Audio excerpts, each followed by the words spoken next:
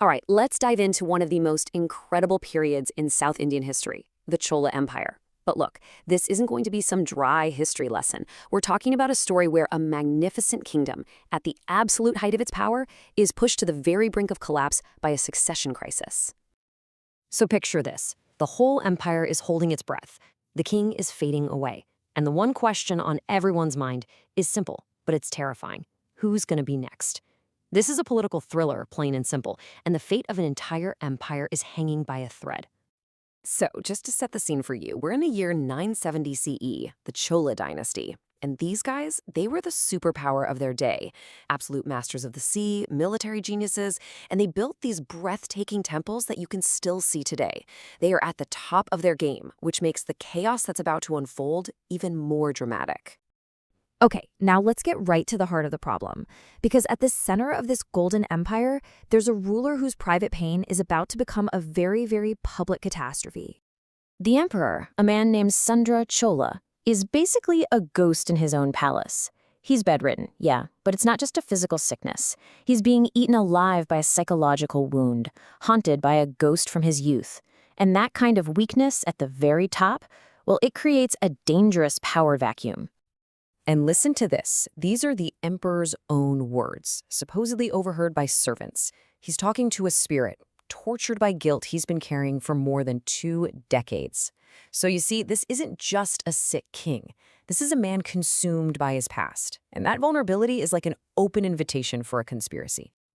So, with the king totally out of the picture, the question of who's next becomes an all-out war. Let's meet the contenders, the official ones and the unofficial ones, who are about to get tangled up in a vicious fight for the throne. In one corner, you've got the official heir, Aditya Karikalan. He's the eldest son, an absolute beast on the battlefield. But, just like his father, he's haunted by a tragedy from his own past.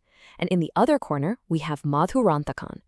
Now, he has a claim to the throne, but he'd been living as a devout, holy man, zero interest in power. But that makes him the perfect puppet for schemers who want to take control. But hold on, there's a wild card. There's a third name being whispered among the people, Adul Mojivarman. He's the emperor's youngest son. The people call him Ponniyin Selvan. He's charismatic, the army loves him, the public loves him, and he's off winning battles in Sri Lanka. All that popularity makes him the people's choice and a massive threat to the plotters back home. And this is the key thing to understand. This isn't just about the princes. The real war is being fought in the shadows, by powerful people pulling the strings behind the scenes. So let's take a look at the real puppet masters. I mean, this quote says it all, doesn't it? The Pajuvetarayar brothers, these incredibly powerful lords, have basically put the emperor on lockdown. They control who sees him, they intercept his messages, they're completely isolating him from the world so they can set the stage for their chosen candidate, Madhurantakan, to grab the crown. At the center of this whole spiderweb are 2 incredibly powerful women. On one side, you have Princess Kundavai, the emperor's daughter. She's a political genius fighting tooth and nail to stop the conspiracy. And her rival? The young queen Nandini. She's married to one of the conspirators, and she is beautiful, mysterious, and secretly driven by one thing, a burning desire for revenge against the entire Chola family. So the court is basically split into 3 warring camps. You've got the royals, trying to keep the official line of succession intact. Then you have the conspirators, trying to install their puppet on the throne. But the most dangerous group? The Avengers. This is Nandini's crew, and they're not trying to win the game. They're trying to burn the whole board to the ground. So how do we witness all this treachery? We see this world of secrets and lies through the eyes of one man who gets caught right in the middle of it all. He's going to be our guide. His name is Vandya Devin. He's charming, he's brave, he's loyal to the crown prince, and his mission sounds simple enough: deliver a couple of secret letters.